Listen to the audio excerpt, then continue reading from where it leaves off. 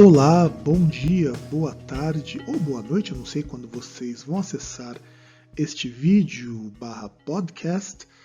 Eu sou o professor Fábio, sou professor de língua inglesa e vou apresentar para vocês sobre o Present Perfect, que é um verbal tense bastante miserável que faz muita gente ter problemas para aprender língua inglesa justamente porque é muito difícil, isso falando bem brevemente, entender como que o Present Perfect funciona, uma vez que nós não temos um tempo verbal no português parecido. E, aliás, tirando o Present Perfect, todos os tempos verbais no inglês, nós temos um equivalente muito próximo. Mesmo o Past Perfect, por exemplo, que a gente vai estudar um pouco mais para frente. Então acompanhem para tentar entender como que isso aqui funciona para o native speaker.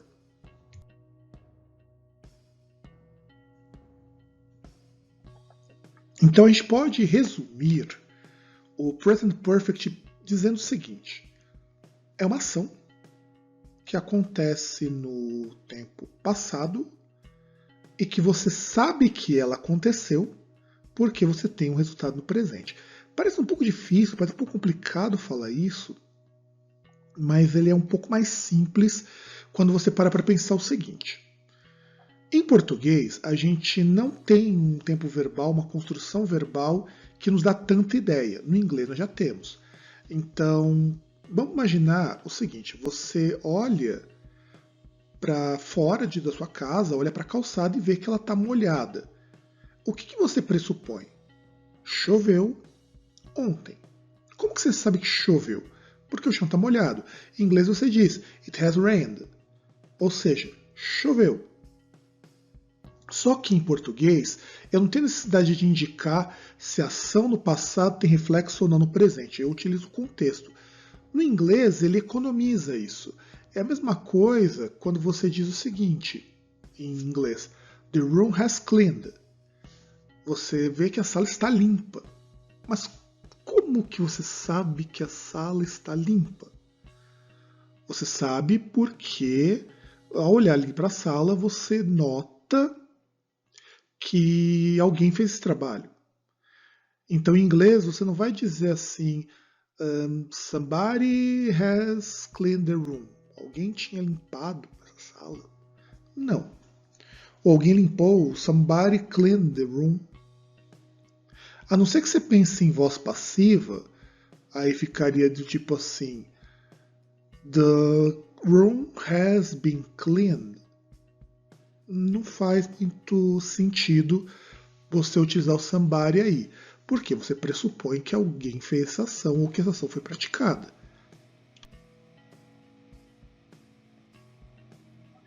Look, I cooked dinner for us. Então, quando você olha essa frase, ela não está cozinhando ou ela não está fazendo jantar. Ela já fez. Como que ela me indica que ela fez o jantar? Porque tem comida na mesa, porque a comida está pronta. Então é diferente de você dizer em português assim, ó, fiz a janta.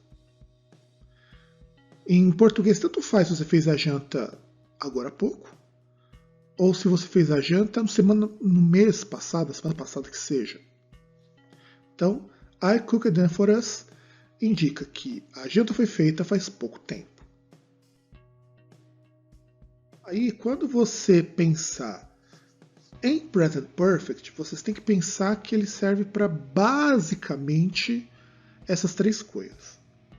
Quando você tem uma informação que ela é muito recente, em alguns textos, em algumas gramáticas, a gente entende que é a ação que acabou de acontecer. Também vale, embora o Present Continuous faz um papel melhor nesse sentido. Mas quando você diz que alguma coisa acabou de acontecer, inclusive muitas vezes vem com o already junto, você tem o Present Perfect. O segundo caso é quando você tem ações que se repetem em um determinado período de tempo. Isso que eu considero talvez uma das coisas mais complicadas do Present Perfect. E eu explico para vocês por quê. No Present Perfect, eu assumo que por exemplo, uma ação começa e termina no passado mais de uma vez. Então, imagine, por exemplo, você que é uma pessoa que, sei lá, no final do ano você vai para a praia. Então você diz assim: at the end of the year, since I was 10, I have gone to the beach. No final de ano, desde que eu tinha 10 anos, eu vou à praia. Então isso quer dizer o quê? Você vai à praia desde os seus 10 anos. Eventualmente isso também pode indicar que você não faça mais ação. Isso não tem problema. Que inclusive entra no terceiro uso, que é algo que você já fez ou algo que foi começado no passado e que você continua fazendo hoje. Mas entenda, não é que assim, é uma ação que acabou e continuou no presente. Não. Embora possa ser também. A diferença do segundo para o terceiro caso é, no segundo caso, você já fez essa ação várias vezes. No caso do terceiro, você fez uma ação no passado e ela continua a acontecer. É a mesma coisa quando você diz assim: I have lived in São Paulo. Eu moro em São Paulo. Então quer dizer que eu comecei a morar em São Paulo e continuo morando em São Paulo. Se você pegar, por exemplo, o exemplo do meu irmão que mora fora. Ele, se eu for dizer isso em inglês, eu digo He has lived in Germany since 2014. Ele mora na Alemanha desde 2014. Então, não é que ele morou, ele foi morar em 2014 e continuou morando lá. Se fosse no passado, eu dissesse He lived in Germany, muito provavelmente ele já não mora mais lá. E eu poderia, e é aqui que vai entrar uma diferença muito significativa quando vocês aprenderam lá o Present Continuous. Present Continuous muitas vezes me indica o seguinte, sei lá, He has living in Germany now. Quando o Present Continuous é uma ação no passado que ela continua hoje. Mas qual a diferença? Isso um dia acaba. Mesma coisa quando você diz assim, I am studying at ETEC. A gente espera que você, enquanto continue estudando, você cumpra as obrigações, mas vai chegar uma hora que vai acabar. Então, o Present Perfect, ele não tem a ideia de temporalidade de algo que vai se acabar. Então, para que vocês não confundam com o Present Continuous nessa ideia, no Present Continuous é uma ação que ela não finalizou, mas ela tem um prazo para acabar. Pode ser um prazo definido ou pode ser um prazo aproximado, não importa. E vamos ver alguns exemplos aqui. I've arrived in New York. My plane landed 10 minutes ago. Olhem bem que o voo chegou faz 10 minutos. Então, eu estou dando uma informação que ela é nova, uma notícia. I've arrived in New York. Então, eu acabei de chegar. Você poderia dizer I've already arrived in New York, para enfatizar ainda. Já cheguei, quer dizer, eu tenho essa coisa de velocidade aqui. We have visited Germany every December since I was 15. Então eu estou dizendo que eu vou para a Alemanha desde os meus 15 anos todo mês de dezembro. Então é uma ação que continua e ela prossegue várias vezes.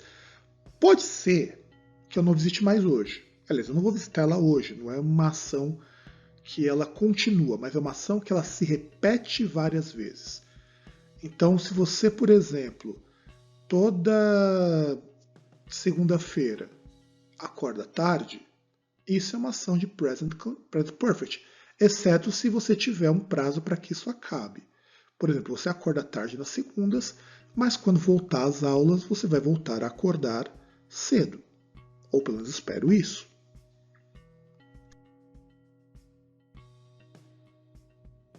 Jake has traveled to Spain. Então, é uma ação que ele começou a fazer no passado e ele continua indo viajar. É diferente se eu dissesse, por exemplo, Jake traveled to Spain. Se eu digo que ele viaja para a Espanha ou viajou para a Espanha, o viajar é uma ação contínua. é uma ação rotineira. Aqui não é exatamente uma rotina, porque aqui eu tenho uma ideia de que isso começou lá atrás. No caso do Present Perfect, quando eu vou indicar rotinas, eu não tenho ideia de quando começou isso. Então, se eu disser assim, I have taken shower, taken a shower since I was young. Eu tenho tomado banho desde que eu era pequeno. Então é uma ação que eu continuo a fazer. Não é uma ação que eu fiz e não faço mais. A estrutura, e minha voz está até falhando agora, então peço perdão pelo intervalinho.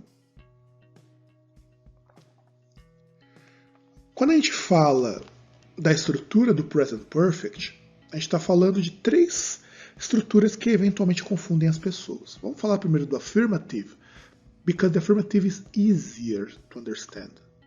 Ou melhor dizendo, não é que ele é mais fácil de entender, é que se você entende o affirmative, todo o resto é igual, só vai mudar uma coisinha ou outra. Aliás, estruturalmente, o Present Perfect ele é muito mais fácil do que o Simple Past, mas ele tem um macetezinho que você precisa se preocupar. Primeiro, já tem que colocar sempre o sujeito no começo da sua frase. Depois o verbo have, ou o verbo has, se você tiver he, she, it. Guardem bem isso. Mais o particípio passado do verbo, e é aqui que a coisa complica. Se o seu verbo for regular, é só você colocar um ed, porque o past participle e o simple past desses verbos são iguais, o que já ajuda muito. Problemas são os irregulares. Por exemplo, o verbo sleep, o verbo take, o verbo speak, o verbo tell, por exemplo, são verbos irregulares. E é nisso que a gente começa a ter alguns probleminhas. Se você tem um verbo irregular, você tem que olhar na tabelinha de verbos irregulares ou olhar no dicionário para saber qual que é a forma dele. Há alguns verbos irregulares que a forma do simple past e do past participle são iguais. Há verbos que não são. Há verbos que têm 2 formas de particípio passado. E há verbo que tem uma forma que é regular e uma forma que é irregular. Como que a gente vai descobrir isso? A gente descobre. Você tem que conhecer. Infelizmente, isso é uma parte do inglês meio chata que você tem que memorizar esses verbos. Eu recomendo que vocês deem uma olhada nos verbos mais comuns. E isso ajuda muito. O negative é igual ao affirmative, só que você coloca um not depois do have ou do has.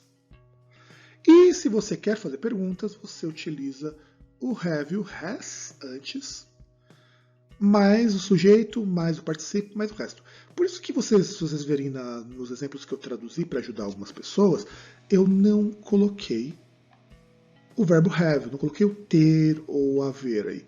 Por quê? Porque nessa situação, o verbo have ele é um chamado auxiliar. A gente chama de auxiliar porque ele tem a função de construir alguma sentença, alguma estrutura sintática.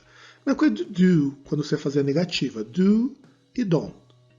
O do e don't são coisas diferentes. E aí, só para vocês terem uma ideia, se você, por exemplo, pergunta assim em inglês, Have you seen my brother? Você viu meu irmão? Você espera que a resposta da pessoa, se for afirmativa, seja sim, que viu faz pouco tempo. Por quê? Essa é a pergunta que você utiliza para saber se a pessoa tem uma ideia onde a pessoa está agora. Porque é um passado mais recente. Se você pergunta, Did you see my brother? Eu posso te responder, Yes, last week. Sim, vi na semana passada. Então, cuidado, take care with this.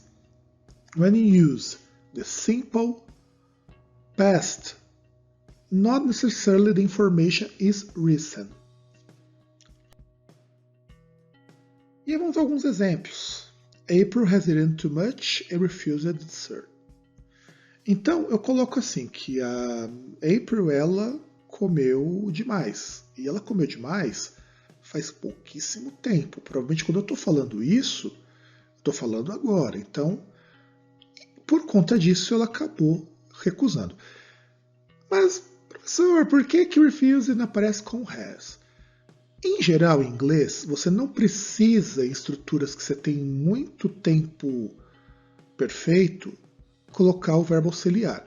Eu poderia colocar April has eaten too much and has refused dessert. Poderia. Só não é natural, só não é comum, e eu não recomendo que vocês façam isso. Então, April has eaten too much and refused the dessert. E muitas vezes, quando eu utilizo o present perfect e o past simple, na verdade não é past simple aí no caso é um outro present perfect também. Mas se eu utilizo, muitas vezes eu vou ter a ideia de temporalidade. Então, uma ação aconteceu e a outra que terminou ali no passado foi uma ação pontual. Mas isso são construções um pouco mais complexas. Nós vamos ver aqui You have not studied French since last month. Então, ele não estuda francês desde o mês passado. E é aqui que nós entramos no since e no for. Since e for são marcações de tempo. Since me indica assim, de que período do passado até agora a ação aconteceu. Então eu estou contando que do mês passado até hoje ele não estuda francês. Poderia ser não estudou também, mas em português fica meio não natural isso. Agora, quando eu digo assim, You have not studied French for a month, eu conto de hoje para trás. É um pouco diferente. Então aí a contabilização ela é mais numérica. Então, por exemplo, se vamos imaginar que faz 2 horas que eu acabei de almoçar. Então eu digo assim em inglês: I finished my lunch since, sei lá, vamos imaginar aqui, midday, desde o meio-dia. Então, desde o meio-dia, e vamos imaginar que agora são 2 horas da tarde, eu finalizei meu almoço. Se eu disser que faz 2 horas que eu almocei, eu vou dizer I finished my lunch for 2 hours. Certinho? Então, isso daqui, né, a apresentação, eu fiz assim por conta que eu tive uns problemas com câmera, então vocês não vão ver meu rosto, mas vocês vão me ouvir nesse formato que é um formato de apresentação, quase podcast, aí vocês admitam do jeito que vocês quiserem. E eu sou o professor Fábio, espero que vocês tenham gostado. Dúvidas, por favor, sintam-se à vontade para perguntar e nos vemos na nossa próxima aula.